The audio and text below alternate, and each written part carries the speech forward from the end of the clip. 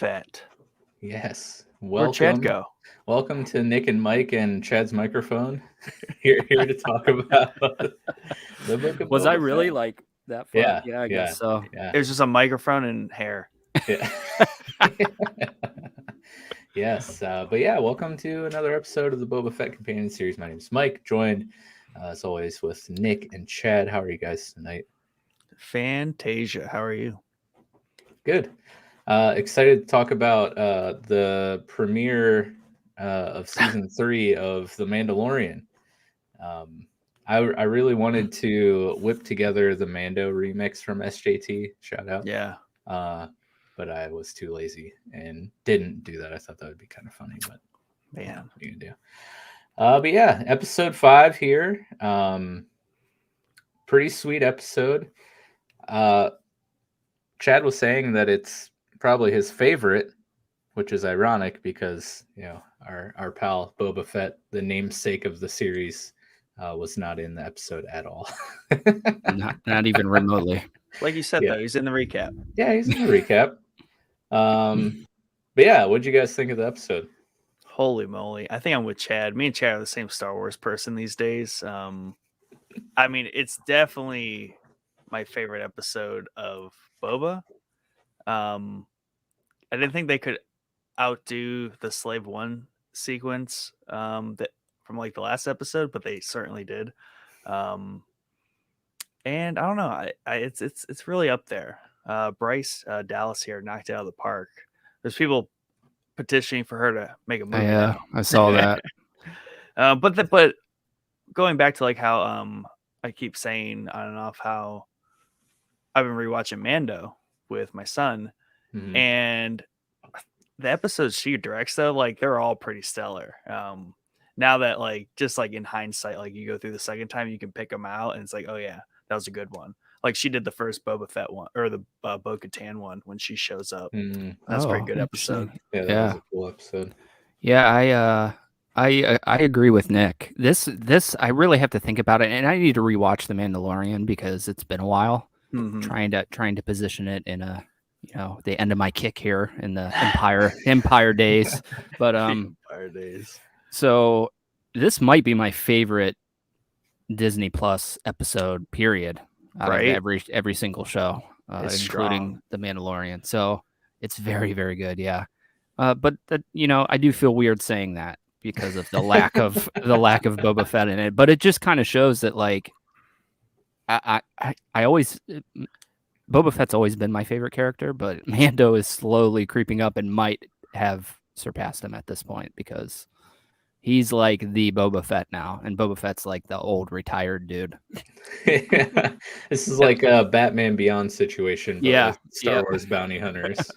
I think Chad, you and I, we talked about that, I think, on the episode we did the other week about how it is kind of like he is taking the reins. There's kind of like the bounty hunter. And it kind of makes sense. I mean, Boba Fett's kind of outgrown that physique, but like, yeah, the way they handled this episode in a different like Boba, you know, it's the Boba Fett series. It draws a lot of like speculation and like really cool ideas on how they could handle the Mando-verse and all these series going forward, because it was it fit in so naturally. Like it still completely made sense. Like an unexpected ally emerges. Well, how does he emerge? Well, let's show you for 51 minutes. Exactly what he's up to. Yeah. It's just so cool. It just feels weird because majority of the stuff that we got from Boba Fett when we were kids, he was always a bounty hunter, but we didn't get that much of it. So it would have been nice to see that portion maybe at the beginning of the show at least, and we didn't get it because all the bounty hunting stuff is really in Legends now, you know, those comic books, movies, that kind of stuff. When we were kids, we never really saw live action bounty hunting from him. Right. But it to me, it felt like I agree with it probably being the strongest Star Wars series episode. But like I don't like it here. Just for the fact that like all of the story was just Mando story.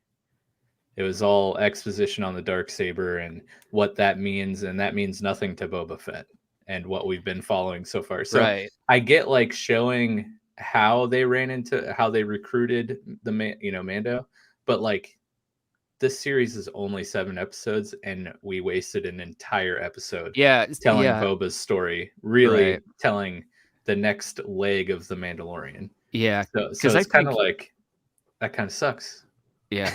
I think that I thought about this at the beginning because majority, maybe even all of them, I don't know off the top of my head, all the Disney Plus shows are 6 episodes, right? I mean, I think Mando's like 8. Maybe not Mando, but I'm talking like Hawkeye, Loki. Like a majority of them are all 6-part Loki was 8, series.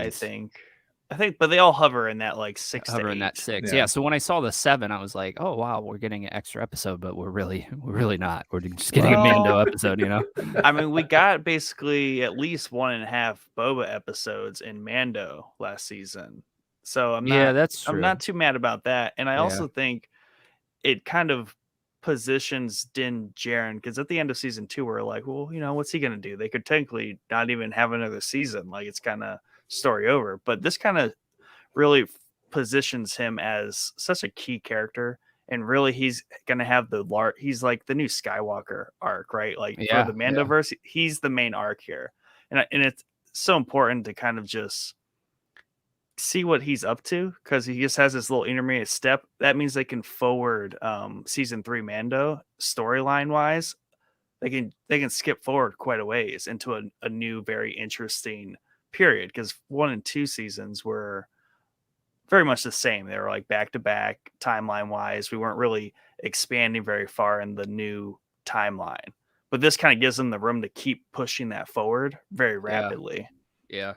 I'm curious. Once we get into the episode here, I'm curious of where we're heading going into these final 2 episodes, and where we're going to end up at the beginning of Mando, because this is it's awkward. The timing here, I think, could be awkward if they don't pull it off right, but we'll get into it later.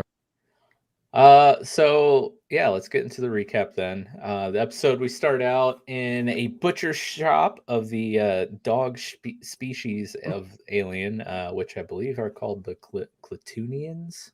Is that right? I heard him say something about a Klatoonian. Say Klatooinian. Klatooinian. There you go. What was I saying? You're saying Klatooinian. Now I can hear it. Klatooinian. I don't like it. Clean up your mouth over there. Way to go, Mike. But so Mando is on a fresh bounty, hunting down Caba Baez. And I liked the setup of the scene and the walking through the butcher shop. I also like the Klatooinian race. I love the dog faces and stuff. I don't know. What is that like? What is that like a?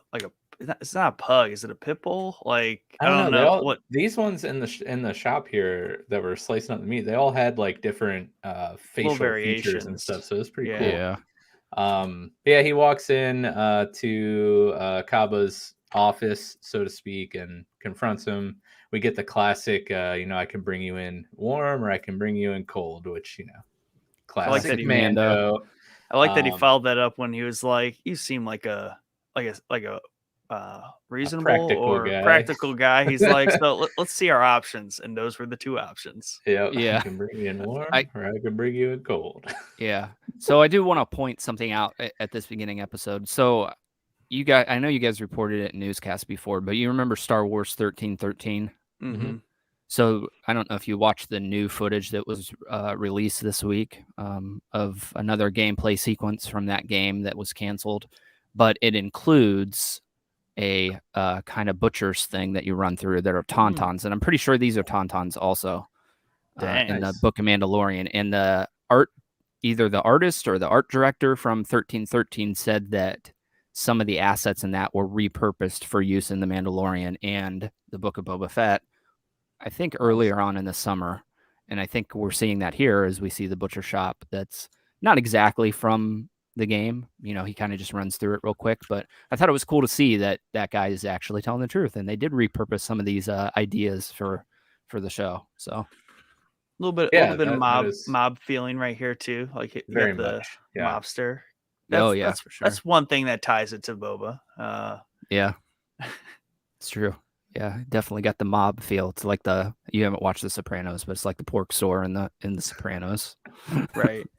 Hey, thank you, loveface.xyz, for swinging by. We'd always want to shout out our sponsors, so thank you.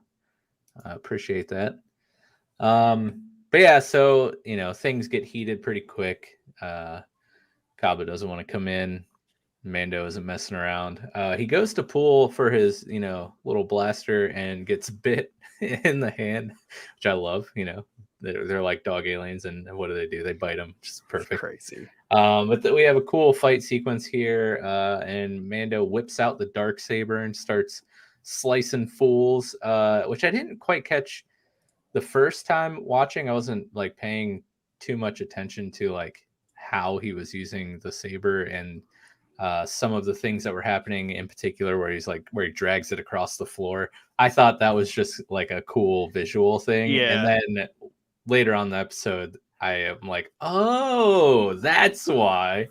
I didn't know if he was just being sloppy, but I was like, dang, dude, like he's really kind of show off, like just doing the extra like style drag of the sword. I'm like, wow, Mando, like really yeah, totally makes sense. Feeling yourself there, about halfway through the episode here, but it was a really cool fight scene. I loved seeing the blaster rounds just like bouncing off the Beskar, and even though he is struggling with the Darksaber, he still is slicing and dicing, and he gets old Kaba onto the table and just slices him right in half. I mean, it's pretty crazy.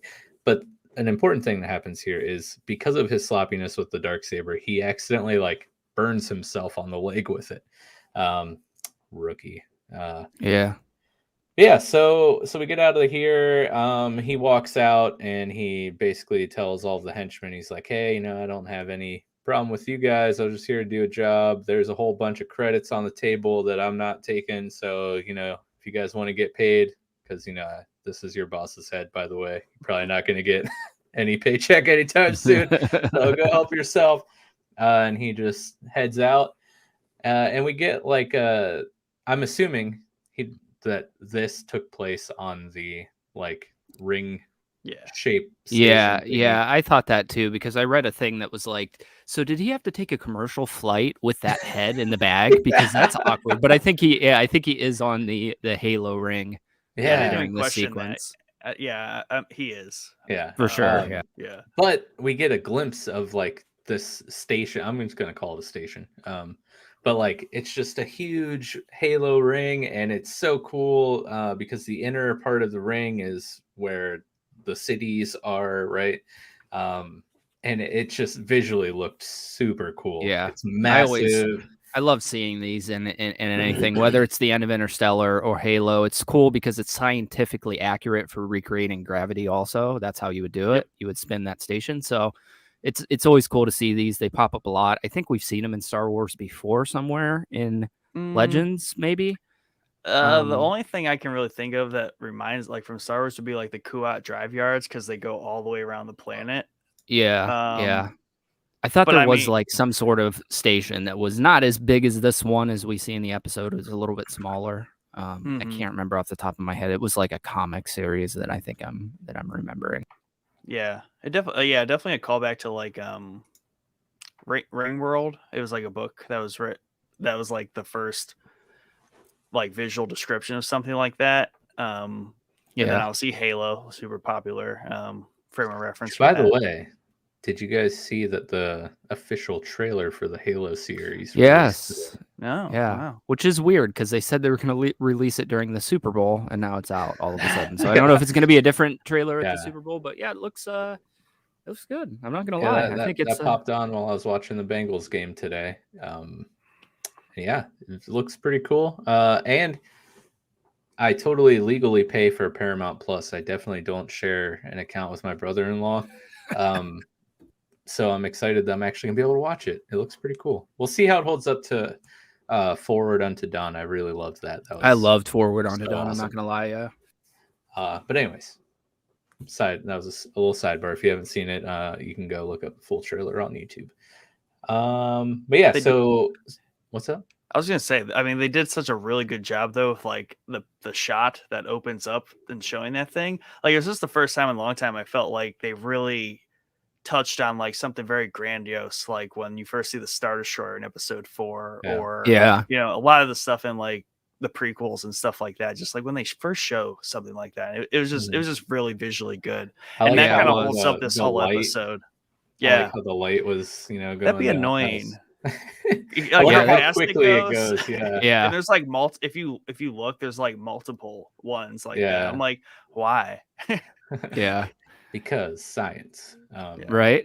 Could have daytime sometime, It was cool. Yeah, it's always nice to see those big. Like, I love the shot of the Death Star in Rogue One. The first time you see it with the like Star Destroyer shadow going over it. It's just those shots are so cool, and I think they did a good job with this. So it looks like they're dumping a little bit more money into these shows than they were initially, especially with Mandalorian.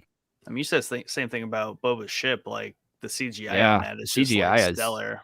Yeah, it really is. Indeed. So he's going to collect his bounty from his fresh kill of Kaba there, and while he's turning in his victim's head, he's like recruited to do some more work for these people, and he just wants to know where the access shaft to the substrata is. That's kind of all he wants in this exchange. He kind of doesn't even want the credits, to be honest. I think he even says, like, you can keep that. I just need to know where it is. So reluctantly, they tell him, because he's going to, take the head somewhere else because he's a wanted man for some other people. So they give him, the location of this access shaft, and Mando journeys down. He's walking through this alley, and he's got his like little Batman Arkham detective vision on, and he's seeing the little guild markings on the walls, and eventually leads him to the door that he's been looking for, to the underbelly or top side of the ring. I mean, depending outer on bottom. Yes, the outside of the ring here, that is facing space. And turns out the armor is just chilling down here, with the only other sole surviving Mandalorian being Paz Vizsla. A meditating armor. Yes. This armor continues to have very scalable characteristics. Scalable. Yes. Yeah. It makes me wonder, when they flesh out the armor's like backstory, or plays like a bigger role in the Mando-verse. Like, she's got it. Yeah. Is it someone? It's got to be. Yeah. I mean, there's no way she's just a basic armor, No, clearly not. Yeah. But we are, like Paz Vizsla here. I mean, we get a little bit of connection trace for him too. Yeah. Paz heals up Mando, our boy's Darksaber wound. Thank you. But here we get some of many exposition dialogue sequences. This one is about the Mandalorians and the Darksaber. I say, for those that have never seen the animated series, but Nick contests that this is all brand new information. So I'm going to let you handle this part, sir. I did write down what I thought were the important parts, but what do you think? I mean, that was it definitely was exposition, right, to just like catch people up. But the way it was presented, like, it's definitely like giving some more color, and especially their point of view as the Night's Watch, or Children of the Watch, for like the way these kind of religious zealots see it, because unlike in Rebels, right, we know, spoiler, Sabine just gives it to Bo-Katan. Right. That was always an issue. That was always an issue for me in Rebels, because I was like, that's not how it's supposed to work. Right. So I'm like, why are we breaking this rule? That's not a good thing. And then I thought it was cool it's not a good thing. Yeah, we all into it. Yeah, and we kind of all know why, but it was just cool to see like the armor's kind of very verbatim translation of "To Be a Mandalorian" book. Easily, it's easy to get kicked out too. See page 17, paragraph 2, where the Darksaber cannot be won outside of battle. But yeah, basically, the armor scoffs at the Empire only lasting 30 years, while Mandalorians have lasted for 10,000 years. We find out that the saber was forged by Tar Vizsla over 1,000 years ago, and he was a Mandalorian and a Jedi. So that's interesting. And then, pour one out for the Beskar spear, Nick and I's favorite weapon. Yeah, she's totally not into it, is she? No, not a fan. Yeah, basically she's like, where'd you get that from, bro? Yeah. That can pierce our Beskar armor, right? That's not very good for Mandalorians. I'm kind of mad that in the fight that he won that, like, they didn't show that. Like, I felt like that would have been important detail. Obviously, I think they might have just added that, but that would have been a cool detail, like, to see something pierce that in that fight. Give a little bit more mortality to Din here, who's kind of like just god tier walking around most of the time. Right. When he's not cutting his leg. Exactly. Yeah, man. I do want to point out that the limping scenes in this almost got excessive. It's like, okay, we get it. He's hurt and he's limping. It's just dude, like when he missed the step, like that's where it's like, all right, dude, okay, come on. we get it, man. We get it. You're hurt. And then she does nod to something about legends, like that only exists in legends. I can't remember the story that she tells during that. But I thought that was cool because it's an obvious nod because that story does exist in Legends now. The new, Are you talking out about expanded the universe flashback of the Night of 1,000 Tears? No, it was before that. Can't remember off the top of my head exactly what she said, but she said it only exists in Legends. Unfortunately, I was like, oh, it's kind of cool because it does currently right now. They talking about the Mythosaur and like yes. That's hilarious that it does actually literally only exist in Star Wars Legends. Yeah, which I thought was so cool. That's great. Little meta acknowledgement there. Yeah, exactly. But this was a very sad moment for me because she just melts down the spear. And I think, honestly, this made me not like the armor and wonder if she's like up to no good. She's going to be like a baddie because, I mean, that's a pretty sweet weapon. He's like, it can block lightsabers. Like, wouldn't you want that? Wouldn't you want that for your dude? The Beskar is not meant for a weapon. It's meant for armor. Dangerous. Mandalorians and their rules. You got to just suck it up and take the rules. Yeah, but she does the whole. She's like, the Darksaber's more noble weapon, blah, right? Blah, blah. And I mean, he was looking very Spartanish, so I guess he needed to ditch the spear. Yeah, now that he has the Darksaber, it makes no sense to even have the spear, to be honest, because it looks wicked awesome. Yeah, wicked awesome. But anyways, after I wiped my tears watching the spear get melted down, which, by the way, she's like, what do you want me to do with this? And he's like, craft some armor for a foundling. And she's like, okay. And he's like, no, a specific tiny foundling. Yeah.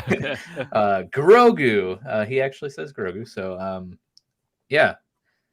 She's like, but isn't he with his kind now? And Jedi kind of aren't one to be attached to things. So what the heck are you doing, bro? And he's like, yeah, but we That's are. Not the way. Yeah. Yeah, we get mega attached, bro. Yeah, I'm curious of what this is going to be, though. Because it's like very small. Little hamper sacky thing. I was thinking chainmail? That's what I was thinking. The little the little rings. Yeah, I was thinking that it was going to be a necklace, like the necklace he put, the Mandalorian necklace. I think that's probably what it is. It's like the medallion for the necklace. I thought initially, I was like, maybe it's a lightsaber hilt, but then I was like, well, no, because that technically be a weapon, and obviously she doesn't want to make a weapon, but it's very small, whatever it is, and he's very small. So we did also learn that the Darksaber's hilt was made of Beskar. So yeah. True. Very fancy Beskar. Yes. I'm interested to see what was crafted here. But after that whole scene there, we get some more exposition, this time about Bo-Katan. Again, for those of you who have never seen the animated series. But we get some cool Terminator-esque flashbacks of the destruction of Mandalore, which she calls the Night of 1,000 Tears, which is so epic sounding. Yeah, it's very, very sad sounding. And this scene literally had my jaw on the floor practically the entire time. That's when I texted you guys, and I was just like, "What?" Because already the ring world, I was like, "Wow, cool." And then obviously just like getting back into the armor and like just all that like exposition is just so cool. Then this is just like the icing on the cake. I'm like, they're gonna give us a flashback of K2 units just mowing a fried landscape, and I'm pretty sure it's like that's a Terminator kind of like scene. Oh, for sure, straight out of Terminator. Yeah, definite nod to Halo with the ring, and definite nod to Terminator with this scene here. But it was so cool, dude. I love those droids. They're cool to fight in Jedi Fallen Order. I love seeing him in anything, and especially Rogue One. The one in Rogue One's hilarious. So, K2SO. It's cool to see. He's chilling up there on my shelf. Is he? Yeah, K2SO. Yeah. Yeah, I love this scene, man. Very and cool all the minifig different too. Oh yeah. And the TIE bombers, like the whole sky of TIE bombers, was so cool, man. Like, so was that dome that was blown up? Is that where Ahsoka and Maul had their their duel? It's like it's like it's like the capital habitable dome on Mandalore. Rip all of them. Big sad. But she does a call out Concordia, which I'm pretty sure obviously it's in like the animated series. That's where like the Night's Watch hangs out. But I'm pretty sure that's also the same moon that is in Knights of the Old Republic. I believe in the second one, there's a moon off of Mandalore where you kind of run into the Mandalorians and you do stuff for them and you recruit one. I'm pretty sure it's Concordia. You might be right. Yeah. But I just like hearing that and seeing that kind of string because it brings it into somewhat canon, even though it's like kind of Legends. No, it's canon because that was recent. Yeah. I don't know. You're talking Knights of the Old Republic. Well, she said no. I mean, she said that her at least, the Night's Watch and their group was on the moon. That's why they made it. They like scurried off to Concordia. But I don't know if that means she was there necessarily. Right. So that would be interesting. I should say this is all coming off a conversation of how Mando acquired the Darksaber. He said that he defeated Moff Gideon, and then we get the whole like, it has to be. We get that, but we also get this should be, the saber should be won in combat, and for any time it would be taken, I forget what she says, but basically any other way than the intended way. Yeah, it just brings the destruction of all Mandalorians, and then it goes, oh yeah, and then this happened. Yeah, you're right. I'm curious about that rule because, follow me here for a second. We're gonna drop some pins and then circle back to him. So let's say Mike steals the Darksaber. Whoa, hey, don't put this on me. Not good. He steals it from a legitimate holder. From a legitimate holder. From and then Bo. She's not. Yeah. And then I go and defeat him in battle. Is it technically mine, or is it still technically the person who had it before who didn't necessarily lose it in battle? I was thinking about that, and I think otherwise, like the Darksaber is like a pretty kind of weak relic because one mess up by some thief or idiot, right, ruins the entire like point of that weapon. It becomes a curse. So I think it has to have that redeeming ability in there where resets. Yeah, but like hopefully it doesn't get stuck with someone that's just like, I will not fight anyone, just kill me. Like then it's like crap. Right. Yeah. Well, because we see that happen too here in a little bit. But yeah, I loved that flashback scene. It was it's glorious. Very, very one of the epic. best scenes in Star Wars, as far as I'm concerned. And then we're just gonna stick with the Darksaber. We get like a nice Darksaber training montage. again, for those of you who haven't seen the animated series, there's another one. I mean, this is just basically live action Darksaber stuff from animated series. Was the weight thing?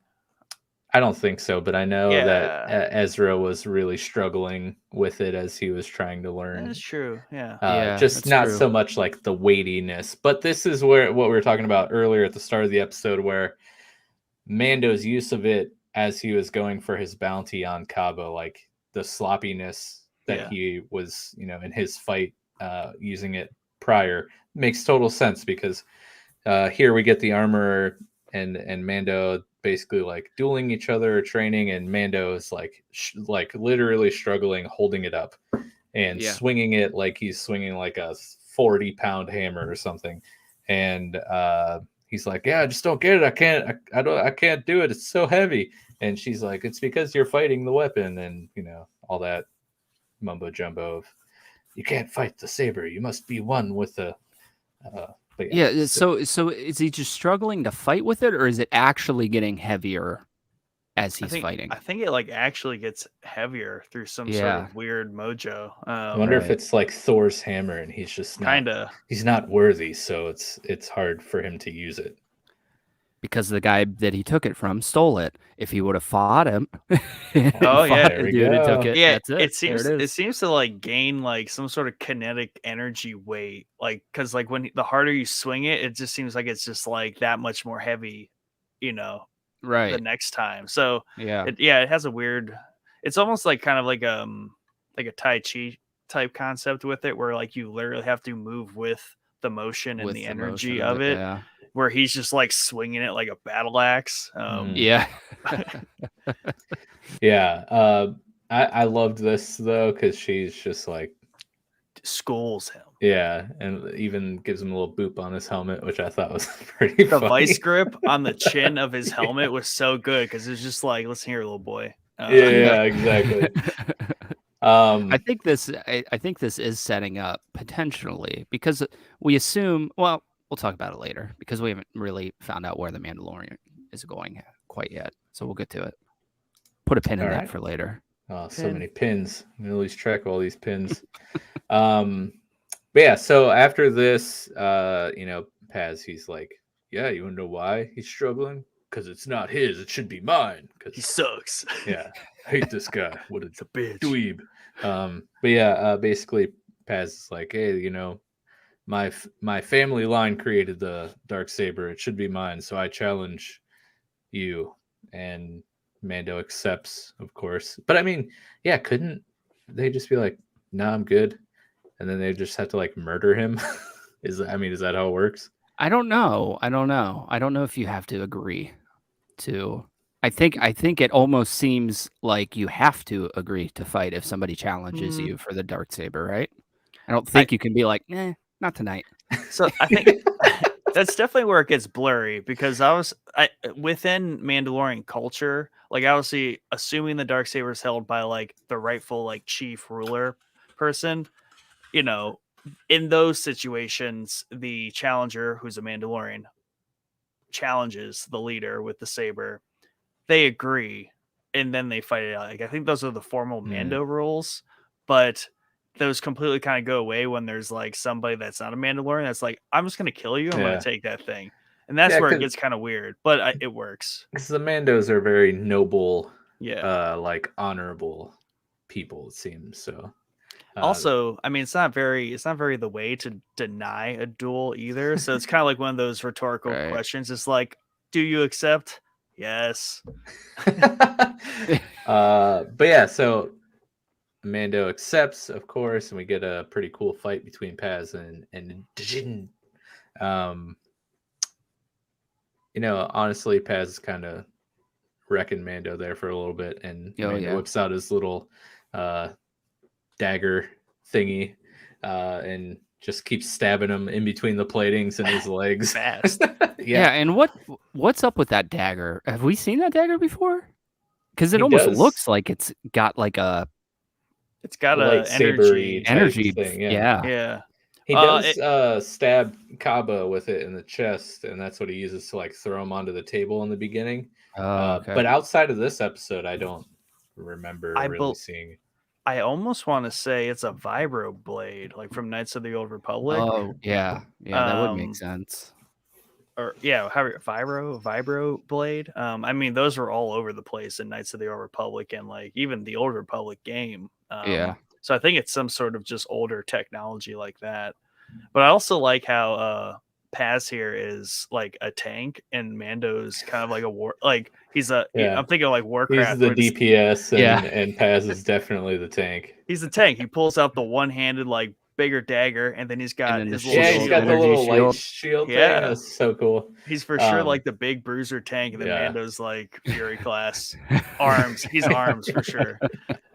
Yeah, I love it though. The part where he just like grabs his helmet and like throws him into the barrel is great. Beskar has great like melee fighting physics when like two Beskar armors are like fighting, because it's just like tink tink tink. It's like a pinball machine.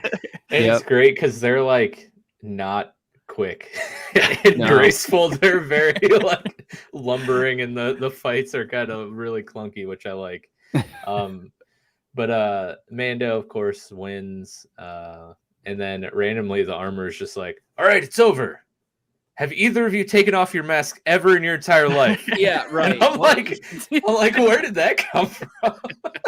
As he's theoretically about to slice his throat, she stops him and asks the most random question that we could think of.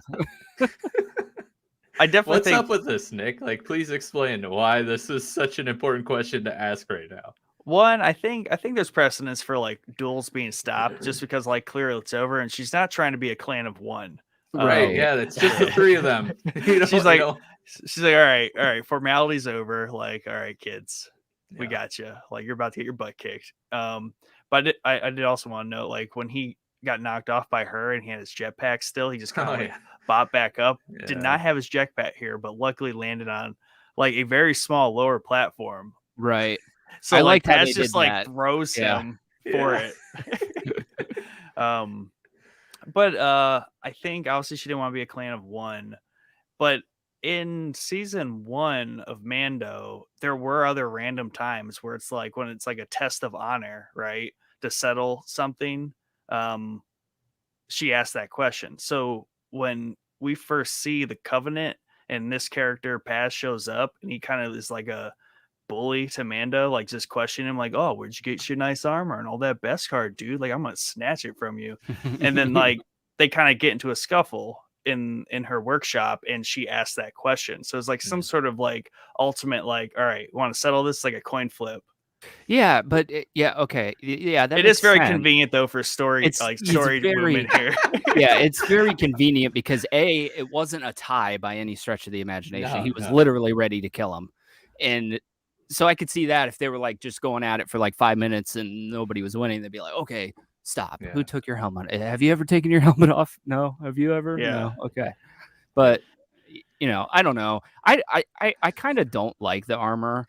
I don't know what it is. She just talks a lot of shit, to be honest. She's a zealot though. You know what I mean? Yeah, so like, that's what her job is to talk the shit. I get that, but I want to be like, especially when she's like, we've lasted for 10,000 years and all this crazy stuff. I was like, dude, there's 2 of you. Yeah. 3 technically with the Mando, who you don't even like. So let's calm down a bit before you start talking crap, okay? Their numbers are scattered across the winds, remember? So there's many of them out there. She just doesn't know where they're at. AKA, they're all dead. And Mando, who is a pretty, he gets around, can't really find any other ones. He just happens to find Bo-Katan. And then he finds just the other 2 dorks that he already left. They're like LARPers, the Mandalorian LARPers. Yeah. But I do like the armor's like snap-on toolbox that she keeps all of her armoring tools in. Yeah. And she had another like cooler hammer in there because like she already had her like one that she fought with that was like resisting the Darksaber, and it was cool how like they heated up and like his armor was heating up because he was holding the Darksaber up, bracing her weapon. So there's like 3 points that were like melting. I thought that was really cool. Definitely cool touches. So can that Darksaber cut through Beskar? No, apparently not. Interesting, but it can. I was thinking about those physics too. We're like, okay, so there's a lot of rules here to this rock paper scissors game. Spear beats lightsaber, also beats Darksaber. Darksaber can't beat spear. Lightsaber can't beat spear, but spear can defeat armor, which is the same thing of the spear. So I'm like, yeah, it's very confusing for sure. Let's destroy the only thing that wins that. Yeah, right. The spear. Telling you, this armor is up to no good. It's a fair theory. But yeah, definitely. Of course, the armor asks Paz if he's ever taken his helmet off, and he's like, no. I live with you my whole life. Yeah, have you ever seen my face, bro? Then she asks Mando, and he's just like, who, me? Me? Do I have to answer? She's like, he never answers, yes. does he? Have you ever taken your helmet off? And he's like, yes. Yeah, yes. Which is so odd. Like, twice. Like, I guess he's honorable, but I would have just been like, nah, never. Yeah, what's she gonna be like? Yeah, what's she gonna find out? Got me. That who was it that took his helmet off in The Mandalorian? Well, that gets tricky because he took it off. IG-88 takes it off, but that didn't count apparently because it's a droid. Mm-hmm. Does he take it off? He took it off at the terminal of Bill Burr. Bill Burr and a bunch of Imperials saw him barefaced. Yes. Then he also takes it off for Grogu in front of like Luke Skywalker and everyone else. He never took it off in front of Cara Dune though, right? When they were on that planet in like season 1. No. That was when they were really like working that up because everyone was I don't like, think it was I don't think it was till maybe the last episode of season 1 is when IG whatever. Yep. I want to say IG-88, but it's not IG-88. Takes it off. Finale there, and twice in season 2. Right. But I think I just would take my chances, like, no, I never took it off. You're never going to find out. There's 2 of you. Where you it's not there's like witnesses. She can see like your bad poker face. Right. Maybe he was afraid like she'd pull out her phone and be like, what's this? Well, what's this? I got this from a stormtrooper. She's like, me and Luke, we text. And you think stormtroopers know how to Photoshop? But yeah, they never miss. He says yes, and she's like, all right, nerd, get the heck out of here. And You're gets not a Mandalorian. Yeah, he's just no longer a Mandalorian. He's like, but first off, ouch. Second off, how can I atone for myself? Yeah. And she's like, well, you can only be redeemed by the living waters and the mines under Mandalore. And he's like, dude, you just told me that Mandalore got totally destroyed. And she's like, this is the way. Like, what a jerk. So convenient, right? You can say that for everything. This is the way. It doesn't matter what it is. Luckily, Mandalore exists. I hate how questy that line was. Yes. Very. Because it's like, the waters. You just beat the boss, but you have to do this first. In the mines of Mandalore, which is glassed over. Yeah. And it's like, is this where we're going to go? Like, this sounds like a very epic 8th season of Mandalorian that gets rushed and then it ruins the series and everyone's mad. Just Game of Thrones all over again. But yeah, so she's like, sorry, dude, sucks to suck. This is the way. Sucks to suck. And he's just like, no, he's sad Mando now, and he's just like, all right, I gotta get out of here. So he hops on the shuttle to our favorite planet in all of Star Wars, Tatooine. Yeah. Here we are again, right? But I loved the flight thing. Him checking all his weapons in, I was like, okay, there's no way that he gets that Darksaber back, right? Like it's gonna be gone when he opens that case. I loved it. That scene was pretty funny though. He's like, weapons are my religion. Right. Man, who hasn't ever, also had an experience like that as at a flight gate or something. Right. Well, I was also wondering because they show these shuttles like pull up next to the ring, and if you observe where where they're boarding, there is just nothing. And then there's the edge. Right. Very, so very dangerous. Yeah. You're like, all right, kids, no running. Just run right off the edge. and like they're walking on these ramps which are barely at that edge. So I'm like, we live risky, and we can't afford fences or handrails in Star Wars. Blow the budget. Yeah, exactly. That's funny because have you guys ever watched the Family Guy Star Wars? Yeah. They talk about that in the Death Star. Like, we couldn't get a handrail right here where the laser is. That's great. But while Mando's on the flight here, he takes a moment to be even sadder Mando, and he looks at his little Grogu armor satchel, and then that looks out like the Grogu. window. It looks just like the head. Yeah. Yeah. Thought that was I almost. It's funny because I missed it. If you watch, I watched the episode twice. It totally looks like Grogu the first time she ties it up, but I didn't register it until he looked at it again. We have Grogu chicken nuggies here at the house, so I'm used to things just looking like Grogu's like silhouette of his head. Nice. So I instantly saw. I was like, "Oh, look, another thing that looks like Grogu's chicken head." Nuggets. Yep, dork. So we land on Tatooine. Specifically, we're in Mos Eisley, and Mando heads over to see. Is it Pelly? What's her name? The mechanic. Yeah, I forget. I forget all the stuff. Also, is Tatooine like trying to revive their tourist industry? Because there's a lot of people just getting off the shuttle in the middle of the desert at Mos Eisley of all places. Like, they must have heard Boba's cleaning things up around here. It's like that episode of South Park where it's like, what was it? They made fun of Soho, like the revitalization of downtown. Soto Sopa, the Soto Sopa episodes of South Park. It's like, welcome to Mos Eisley. Bring the family friendly. I gotta be honest. So before I watched the episode, I saw like a quick 10-second snippet of this scene on Facebook, and it was like total eye roll to me because there were like people running to their family, like, "Oh, I'm so excited!" Like, what are we doing here? But I didn't need to be honest. In the episode, I didn't really. It didn't need, only on second out of watch, context, like, it was weird. Yeah, weird. But yeah, so we see the garage here, and the old mechanic. She's trying to take care of a little bit of a rodent problem. And the rodent is actually a big problem and starts to like drag her away, and Mando comes in and saves the day. And we get probably my favorite part of this episode was the BD droid. Yes, dude, this is so big exciting. Fallen Order shout out, bro.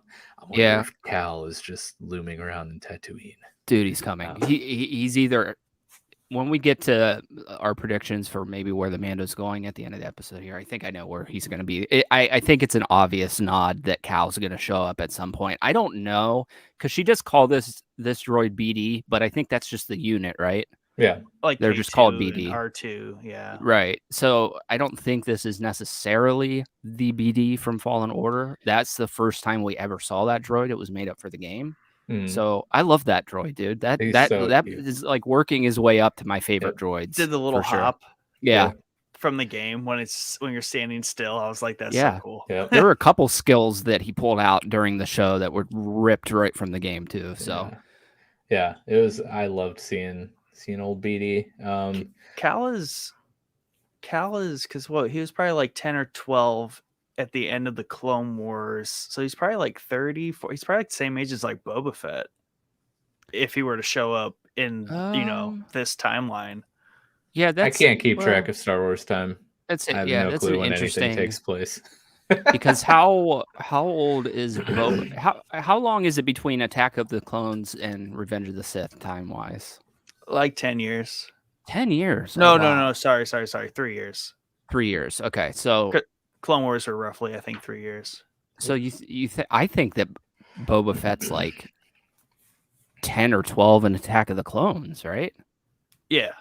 So that would make him like 15 by the end. Yeah, that's interesting. I don't know. It's interesting, the timing there for sure, because I don't know how old that actor is that plays or voices Cal. Real quick. I just think it would be pushing it to put him in like a Mando-verse thing. He needs to be. They need to really dig into like more Empire stuff where we can. That's where he would show up. Right. I kind of assumed that If I were a betting man, I would say that he's going to show up in the Obi-Wan series. That would I think be cool. that's the most logical place. Yeah, that's appropriate too. Right. What if they tie Obi-Wan into the ending of Fallen Order? Yeah. A little bit, because technically, like, Vader's there. Like, wherever Vader is, like, that's where you can insert Obi-Wan into anywhere else we've seen Vader plus someone else. Watch, we get some sort of like Avengers facility when we finally see Luke's academy, and like Cal's there catching up. I was gonna say that, actually, until you pointed out the time thing. I was gonna say that the Mandalorian Cal is certainly gonna show up at this academy where Grogu is. But now that you brought up the time thing, I we'll see. I don't know. That's a great Cameron Monaghan, who is the guy who voices Cal. He's 28 or 29, right around there. Yeah, and so that would line him more up with, because I don't know exactly how long, and I don't think we know when Obi-Wan takes place, do we? Nope. So it'd probably be more appropriate. Probably gonna have no, not Boba Fett. Well, no, just insert Boba Fett, but like teenage. No, be like a very young Boba Fett. Yeah. But yeah, so Mando saves the mechanic from whatever is dragging her away, and he says that he's received her message for the Razor Crest, which I thought was interesting. That she forgot she sent. She's so weird. Yeah, she's an interesting. She at moments, she kind of reminds me of Ruth from Ozark. At moments. God, yeah. Like when Ruth's being sassy Ruth, that's the Ruth that makes me think of the mechanic here. But anyways, she also asks where Grogu is, and then gets mad at Mando for taking him back to his own kind. She's like, we could have made so much money off him. Open up like a petting zoo or something. But yeah, Mando's like, all right, so where's the Razor Crest? And she's like, no. I said I have a replacement for the Razor Crest, not a Razor Crest. So she takes him back and pulls the tarp off the old ship here, and it's an N1 starfighter, which I just looks familiar from the prequels. Is that correct? The episode 1 might be the only one we see. It's technically in the beginning of episode 2. Oh yeah, you're right. But Anakin flies it like a pod racer and takes out the entire Trade Federation army. It's a pretty important ship, Mike. Come on. Yeah, right. Good cheese. So when she at least I was in the right trilogy. Yeah, that's true. That's true. You did good there. You were in the right ballpark. When this was still covered, I honestly thought it was going to be a pod racer. I was like, please. Yeah, I did. It's not going to be a pod racer because it looked like a pod racer when it was covered. But yeah, I gotta be honest. I love this thing. I mean, it kind of, now thinking back on episode 1, like those fighters are just basically pod racers. Like, right. It's just like that ship that he flies in that movie is just like his pod racer in the movie with armor on it. Two big old engines and a little cockpit in the middle. Right. And it has even a third engine off the bottom. But this was so cool. So cool. Yeah. Yeah, so we get she's basically, he's like, how'd you get your hand on this or whatever, and she's like, I don't know if were they talking about the ship or parts for the ship or something, but basically she's like, ever since the Pikes started running spice through the system, like blah blah blah, no one, they're turning everything to crap, and even law enforcement doesn't want to deal with them, all this stuff. So we get a little foreshadowing and some more, my favorite word of this show tonight, exposition on what's happening in the series that actually matters for Boba Fett, that storyline. Right. But yeah, we just get that little birdie in our ear again about the Pikes, and they're up to no good, and that's kind of where Boba Fett is on a collision course for. But basically we have a shipbuilding montage here. Mando's not really happy that it's not a Razor Crest, but gives it a shot, and at the end of the day actually loves it after he takes it out for a test drive. Yeah. I do want to point out a couple cool things about the part thing. A, the BD unit using the diagram thing to place the part. Awesome. And then also, I think it's were there Jawas that came up, or that droids went and got something from Jawas? That piece that they give him, do you guys recognize what that's from, Mike? Nick knows probably, but I did, and I had to put on subtitles to make sure I got the whole name, because it's a cryogenic density combustion booster, right? But it's the shaft that they try to prop open the trash compactor with from episode 4. Oh, is it? Yep. Yeah. It's the exact same, like straight out of that. Maybe a little shorter, but it's the same piece. So I loved all the like spaceship jargon that they used during this whole part. It's so funny. But yeah, we find out that the mechanic used to date a Jawa, which I thought was hilarious. It's very funny. There's that.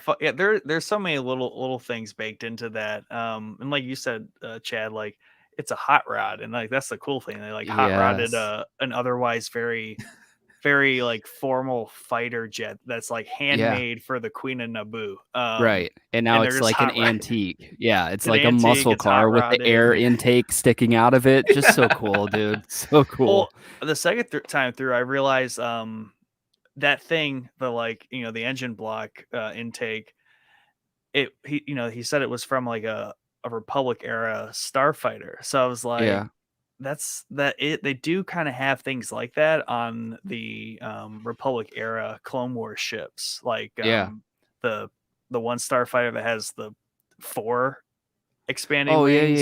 Yeah, things like that. Like that was a thing back then.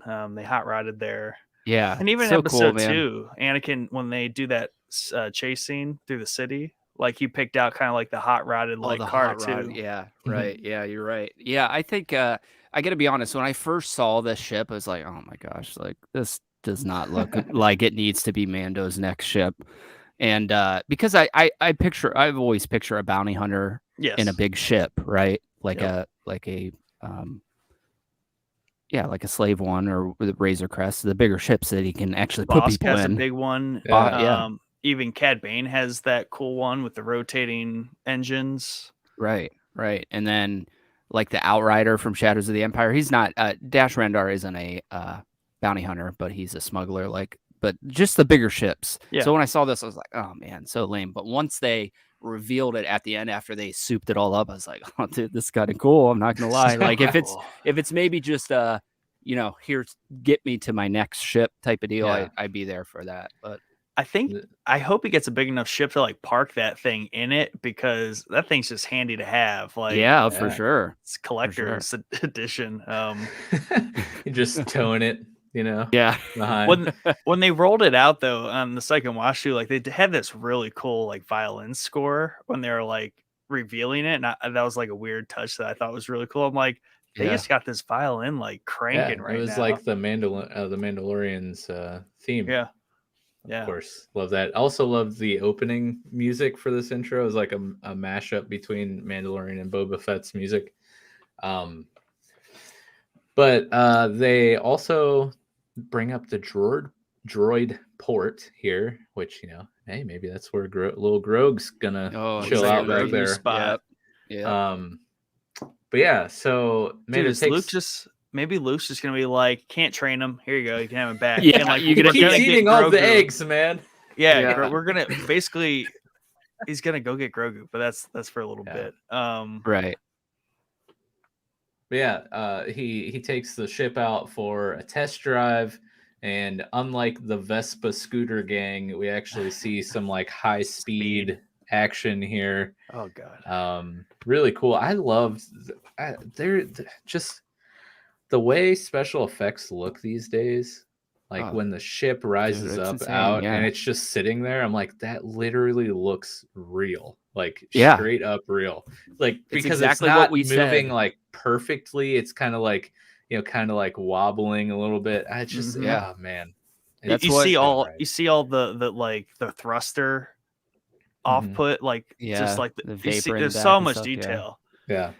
It's what we said about in the episode that you missed, Mike, that Nick and I did, that the CGI on the Slave One was just insanely good. Like there were moments that I was like, it looks real flying in the sky. That's how good it is. Yeah. So for sure. When they did the pan up shot from the streets of Mos Eisley, when he like takes off in that thing, I have these weird like District 9 vibes, like just how good that looked. And it just looked like if I was standing outside, that looked like a believable thing I could see. Right. I would not District question 9, it. Shout out. Great movie. I love that movie. But yeah, so he's whipping it around Tatooine, going through I forget what they call the old pod canyon racer or course. whatever. They basically redid Beggars the Canyon. The whole course there. Which I mean that was just a phenomenal sequence. Yes, for sure. Whipping through the thing. Yeah. It's funny because I think that one of these episodes that we did, I said that Disney has kind of forgotten about the prequels as far as anything in any of these new shows. Not anymore. We get a lot of prequel stuff in this, which is cool.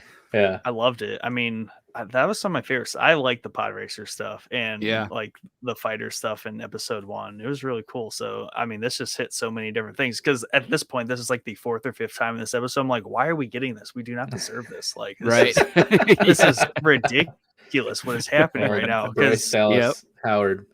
Thank you. Yes. I'm all on board for her movie trilogy. If I can swing it, I'd like to see a movie trilogy. Please. It's just pod racing movie. It's about like a pod racer. It's actually titled like the Kylo Ren trilogy, but it's all about like Ahsoka. Sorry, I think only one of the movies of the trilogy is about Ahsoka, and the other 2 are about Kylo. Sorry, I can't.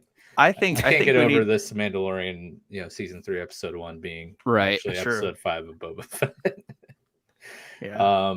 But yeah, the thing about that is, I'm sorry to stop you more time. The thing about that is that like this episode was so good, it doesn't matter. Like if this episode sucked, that's all we'd be talking about right now. It's like, why is this even here? But it was so good that it's like, okay, sure, whatever, love we'll it. Take it. Yeah. But yeah, so Mando's whipping it through Beggar's Canyon, and he's like, "Let's see what this thing can really do." And he like swoops up off the sands of Tatooine, out into outer space, and he's whipping it around the commercial ship. Another cool sequence. Yeah, he rides up next to the ship, and of course sees the little alien kid that was sitting in front of him, and he gives him the little Mando nod.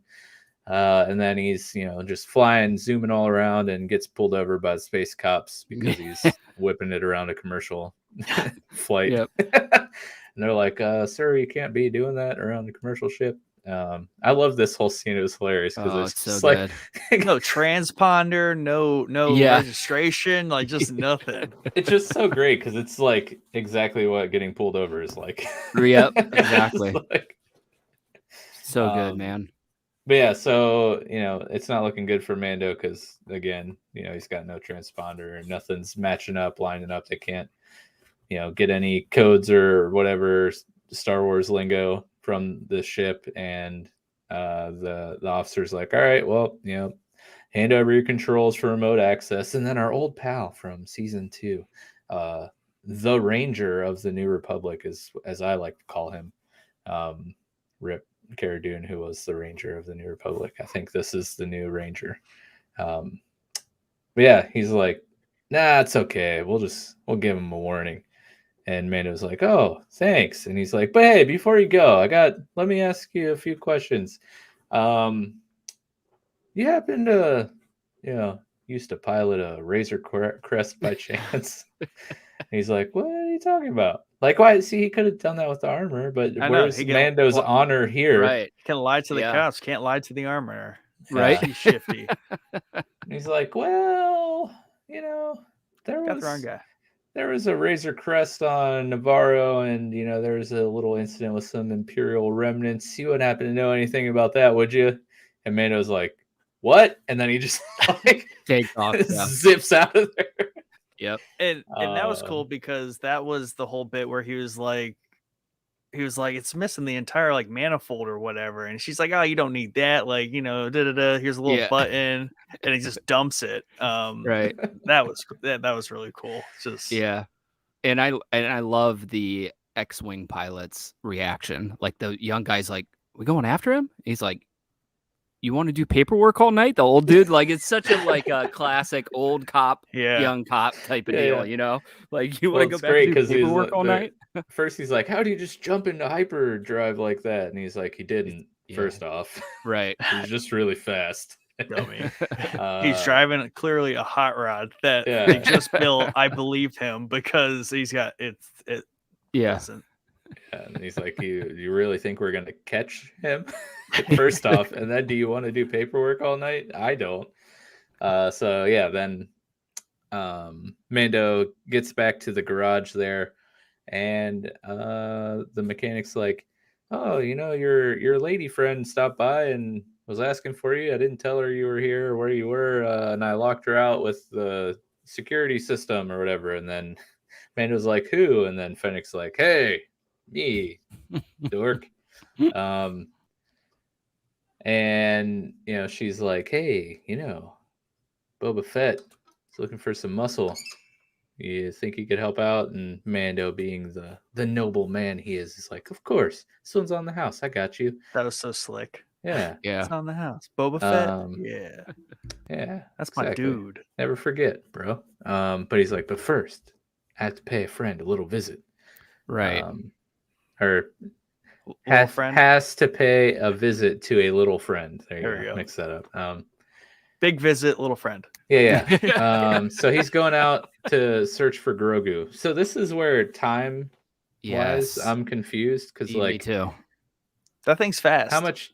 It is fast, but like, does he know where he is? Yeah, no. Like, how fast are you gonna get there? It sounds like Boba needs help now. We have 2 episodes left, so is there gonna be like a few month gap in between episode 5 and 6? Like, what's going on here? Oh god. Yeah, it's very interesting. I kind of thought that he was like gonna flip a coin to the mechanic, be like, I'll take the BD unit, and I was like, oh, there we go, there it is. Awesome. He's coming. Here comes. I love how when he gets back, she's like, so how was it? And he's just like, wizard. Yeah. Loved it. So yeah, it does bring up interesting because it's very confusing because we almost have to have a time jump for these final 2 episodes, right?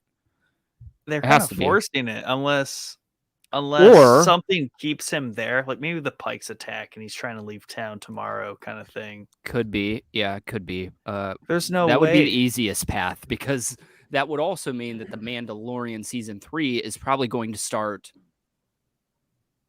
somewhere in between this episode and the last episode, as he's going to visit. Yeah, all Mandalorian season 3 takes place in like a 2-day stretch. Right, very confusing, man. Or they're going to be like, well, we don't really need to show him getting Grogu because we don't want to show CGI de-aged. True. Luke. Yeah. So first episode of season 3 will just be, hey, Grogu's back. He's in the little bubble. He's in the bubble. Astromech spot. Yeah, that would be cool. The thing that I said I would put a pin in for and take it out later is I kind of think that if he goes to visit Grogu in season 3, he's probably going to get some training with the Darksaber from Luke. Maybe that's what I thought they were maybe hinting at. Whoa. But it's interesting with the CGI because I don't know about you guys, but I'm fully on board with Sebastian Stan taking over Luke Skywalker. Do it. I think it's an obvious choice. I don't want CGI Luke anymore. It's just... Well, the kicker on the CGI Luke was, I don't know, the person that they had physically play Luke kind of looks like Luke. It would have been okay, I think. Right. It wasn't actually, terrible. I think I saw somewhere that he was the young space cop dude. Oh, interesting. In this episode. I could be wrong, but I think I saw that floating around out there. Yeah. But yeah, like it's not that far off. But it goes back to the idea is like you can recast people. You've done it before. Yeah, I think they're scared. I think they're scared to do it after Solo, which I don't understand the entire Solo thing because it seems like everybody that I talk to loves that movie. Yeah, but they like did it. not perform well in the box office or something? I can't imagine it didn't. That was no, it did, because that was the final blow to like Star Wars fatigue, because we just got episode 9, which everyone went and saw, and everyone was not the happiest about. Yeah. And then Solo came out after that, but I think there was something else, like a movie that came out before 9. So it was like movie, episode 9, Solo. So like people were just burnt out because they were starting to roll out a Star Wars movie like a Marvel movie. Yeah. And you can't really do that. Yeah, I guess I maybe disagree with that. I think that there's a lot of stories to tell in this universe, and they easily could crank out. I loved Solo, and I'm sorry, but I cannot for the life of me not like the sequel trilogy. I just rewatched it. I love practically every minute of it. There are things I have problems with, but it's just weird that they got scared away from Solo, because I thought Solo was good, and I thought he did a great job playing young Han Solo. And Sebastian Stan has the freaking butt chin, so it's like perfect. Like you even get the butt chin with your casting, so it's obvious. Mike and I covered this topic a long time ago on the podcast, and it's not even fatigue from the fan base. Like obviously, like we could consume all that and be just fine. Like a Star Wars story every year on top of like a main flagship trilogy. The problem is box office fatigue, because because there's like statistics out there, like the average person goes to the movie theater this often, right?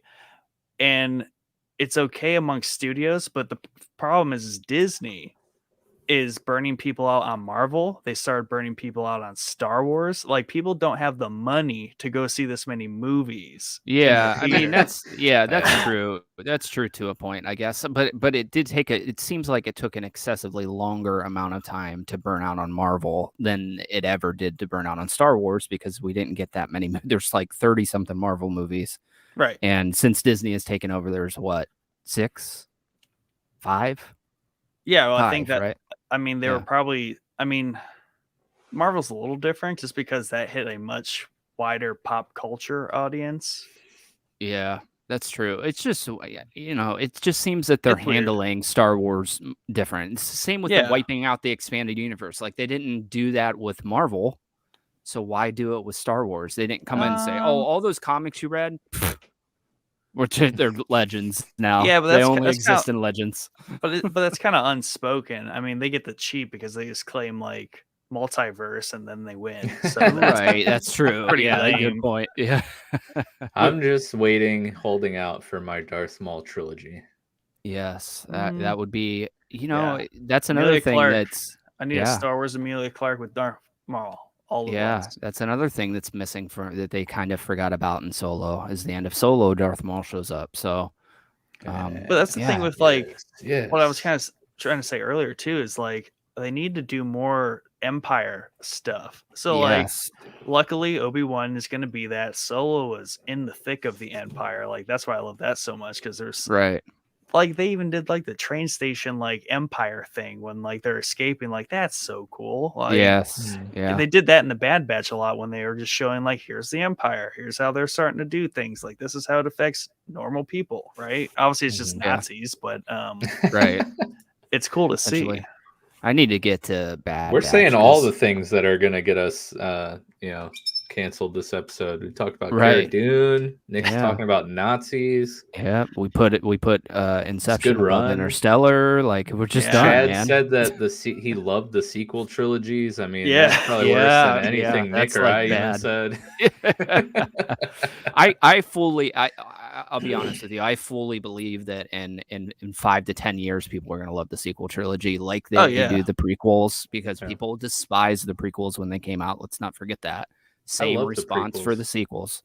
So again, I didn't watch them until like last year. So but I thought they were sweet. I love them. Yeah, I love them. I need to see an emo Kylo Ren have a spin-off series about deciding he wants to be like a starfighter racer, not emo pilot. Anymore. Starfighter. I thought you were gonna go like something cool, like the Knights of Ren or something like that. Nope. No. This is what this episode makes me want. I want to see like a biopic about Kylo Ren being like a a racer. Like he's like, I'm not gonna be a Jedi anymore. I want to be a fighter pilot, like my grandpa, like a Star Wars Visions type movie where it's like it's away from the actual, it's Legends. We're just gonna tell a weird story here. Yep. So, do you guys think episode 6 is going to be Mando's trip to see Grogu? Oh man, I gotta be honest. Maybe they are gonna do the whole Bad Batch thing on us, and like, hey, there's 2 more episodes that we forgot to tell you about. Oh yeah, could be. Maybe not. No, I mean, I can't see them. They're gonna have to just kind of glaze over that line because. But dude, that's have to get right back to it. Yeah, but it's such a big thing to glaze over. I think the logical thing to do is to have a time jump between these 2 episodes. I think that's probably what they're going to do. I don't think I'd be shocked if we got another at least half Mando episode in this penultimate episode for Book of Boba Fett, which feels weird. Right? I think something's got to like hold Mando there and stop him from going to see Grogu. That also is, when you said that makes a lot of sense for sure. Like maybe the Pikes are pissed at the Jawas for stealing their thing, and they find out that it's on that ship somehow magically. I mean, they could really do us a favor and have Din like, all right, going to see Grogu, takes off, right? And like some sort of like Pikes like attack him in like spaceships. Then Boba shows up in the Slave One, and we get like a cool dogfight sequence with both these ships. Cool, yeah. I'd be all for that. And then Din's just like, crap, I gotta stay here and just help now. Right. Poor Grogu just holds it one more time, sets it in his lap. So love it. So do you guys think that we're going to Mandalore this season of The Mandalorian? Because it seems like obviously that's what they're hinting at, right? He's going to go and try in the living waters in the mines under Mandalore. Duh, he's got his quest, a new quest. So, dude, this is his new quest, Nick. It is, yeah, and that's what they're setting up, and that's why I hate how. I don't know why I got so excited right there, but I know I was like, we've talked about that. It's super questy. It was like, hey, dude, this is how you get back in, right? And now this also ties back to some Bo-Katan dialogue from Mandalorian, because he was, I think, Boba Fett, or it was in the scene with Boba Fett, Mando, and Bo in like the bar, and either Mando or Boba say how like, Boba says it because he calls it, he's like, Mandalore's glassed over, right? Because it's just completely nuked. Right. And she was like, you'd be surprised, or that's what they like alluded to the fact like that's not necessarily what they want true. You to think. Yeah. So I definitely think, given that bit of dialogue and like just that, the armor set up some juicy stuff with the whole like Bo-Katan was blah blah blah, and then that whole thing going back to Mandalore. She's trying to go back to Mandalore. Yeah. Be a little spicy reunion there. Yeah. I mean, and then, they by all means, Din Djarin here they can venture back to Mandalore, rebuild, and he's basically king of the Mandalorians. Like, that'd be cool too. Yeah, it's interesting. I do you feel he's gonna take Grogu? He's gonna go and get him and take him? You do feel that way? Well, it depends. I mean, the ship's got a little bubble in it, right? Like I'd say obvious. No if it wasn't for that bubble. Like, yeah, Disney knows, and they even referenced it. Like, yeah, she talked about it. Yeah, so she did say it, right? Yeah. And then I know that this is totally off Book of Boba Fett topic, but I don't know where you guys this whole episode was, so you're fine. Yeah, right. That's valid. This is a Mandalorian episode. Mando-verse episode. So. I don't know where you guys line up on your Grogu theories as far as his lineage. Is he related to Yoda in some fashion, or is he just the same race? Same race. Who's Yoda? Same race. Who's Yoda? Just kidding. Mace Windu saved him from the temple, snuck him out through the vents, then went and fought Palpatine, and died. Grogu made it out of the temple that dreadful night of 1,000 Jedi tears.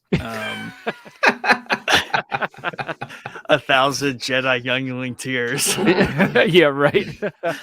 Yeah, I'm interested because we have seen another Yoda-like species in it. Do they have a name?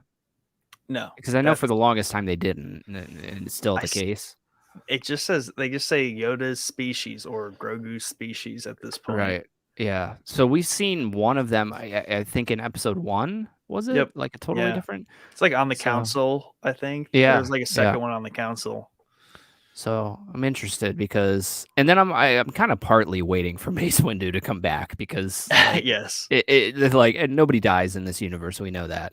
I mean, I would love to see him like Maul got chopped in half, bro, and came back. Right, exactly, exactly. Like an arm, that's fine. He landed on the street, got fixed up. He's good to go. Yeah. I mean, have you seen the fan made 10-minute movie about that? No, dude, it's so good. Star Wars theory, something about Vader. Yeah. It starts off with like great exposition about how Palpatine like torments Vader like emotionally and mentally. Oh. And like very cool, like almost like special ops commandos like going in and taking out a target. But then the second one ends with basically teasing Mace Windu. Oh man! And then there's a teaser with like Mace Windu. They go back to Naboo or something, and they're like, they go into the Jedi Temple, and they're like in the archives, and like Mace Windu's like down there. Oh, it's gnarly. That's cool. Yeah, I'll have to watch that. Yeah. You know, I'd be all for it. We have to be careful with the Jedi introductions, I think, because the entire original trilogy is like that. They're dead. There's none left. There's only a couple, but we're like slowly introducing them all dotted throughout the universe. So we have to be careful with introducing too many of them. But I'd be all for Mace Windu fixing his arm up and just lurking. That would be so cool, dude. So I posted episode 1 and then the teaser for episode 2 in Discord. Check out Discord. Join our Discord if you want to know what we're talking about. Discord. In the Discord. Book of Boba Fett Discord channel. But while I was looking them up, there's a video of Samuel L. Jackson reacting to the Mace Windu like teaser thing. Whoa, he'd be all about it. I'm gonna have to watch that because that would be crazy. Also, how crazy would that be as Star Wars theory, seeing a video of Samuel L. Jackson reacting to that's gotta your be cool video. Sure. I mean, Star Wars series insanely huge, but I need to watch more of those.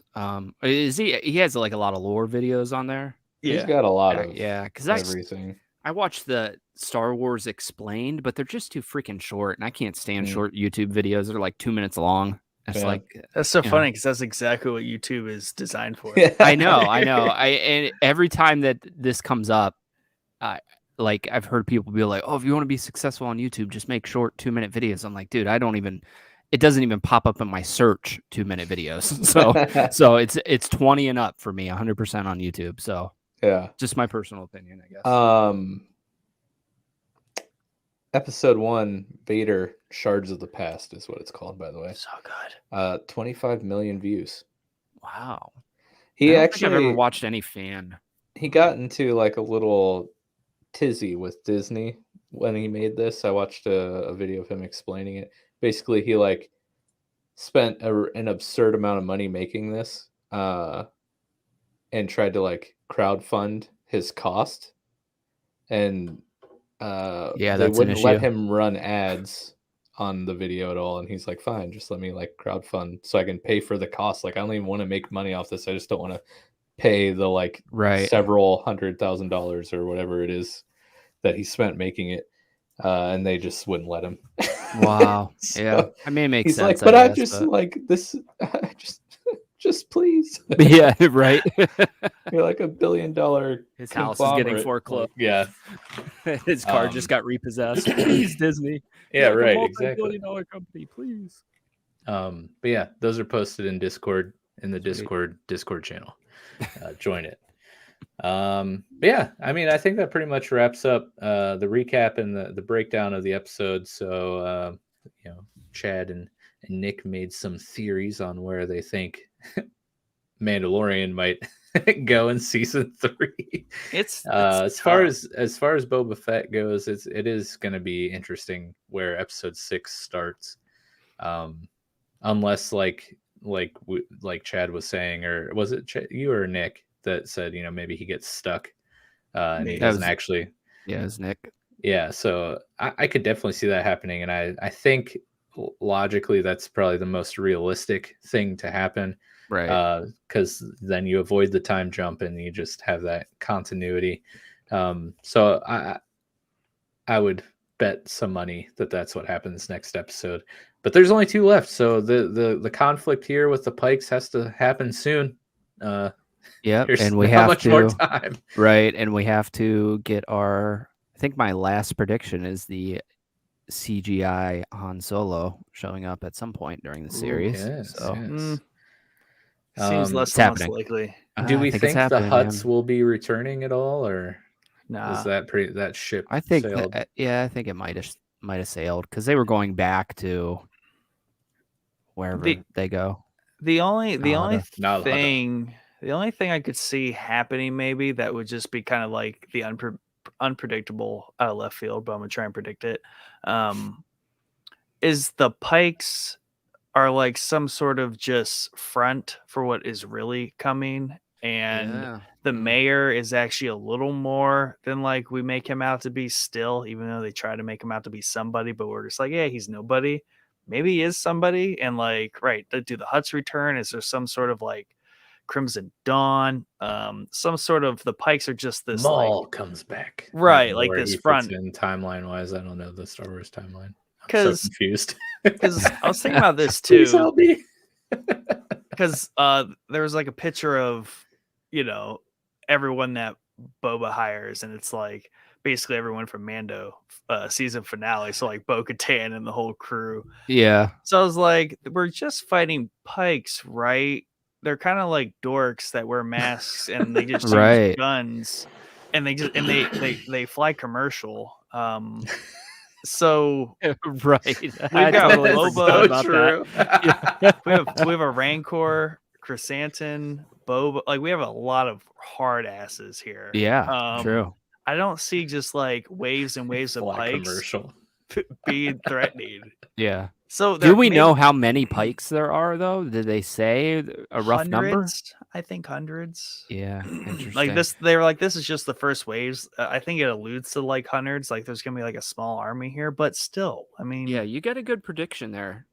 They have the Slave plausible. One. That thing could just mow things down. They have to have some sort of error. Like this would be weird if it just turned out to be like, oh, we're gonna have like a standoff in the desert, like Boba, get your ship, Revolutionary War style. Yeah, just standing in field across from each other. Yeah. So I don't know. I feel like maybe we need like a little bit of a rug pull here and like some sort of crazy reveal into the finale to really kind of like capitalize on all the strings they're pulling here, because I mean, already, like, we're talking, like, some stacked people. Right. And the Hutts did take off and cower in fear when they found out about the Pikes for whatever reason. So there's something more there. You might be right. They're like, it's not worth it. And Din has the Darksaber. He's basically a clumsy Jedi at this point. Right. That's great. Yeah, we'll see what happens. There's 2 episodes. Hopefully there are 2 legit Boba Fett episodes. Yeah. Well, we have length on our side. This was the second longest Mandalorian episode ever, being only like 2 minutes shorter than season 2, episode 1 of Mando. Wow, nice. Which is funny because it's not even technically a Mando episode. It's the longest one. Yeah, buddy. Yeah, so hopefully you enjoyed the companion series episode here, and hopefully you, like the rest of the entire world, enjoyed episode 5 of the Book of Mandalorian. We did, and we're excited to see what happens here in the last 2 episodes. So with that being said, thank you for joining us. If you enjoyed what you heard, please consider subscribing here on the Showboys Podcast YouTube page, and follow us on Facebook and Twitter and Instagram and all that other stuff. You can find our links at linktr.ee/showboyspodcast. like, I don't know if you heard me mention, but we do have a Discord you can join. There's always lots of fun conversations going on in there. Go make yourself at home in a cool, dorky community of people just talking about all the stuff you probably like if you're listening to this podcast. We also have a Patreon, patreon.com/showboyspodcast. You can head over there and see how you can support us here with the podcast and our gaming stream and stuff. We have 4 different tiers starting as low as $1 a month. You can help support the podcast.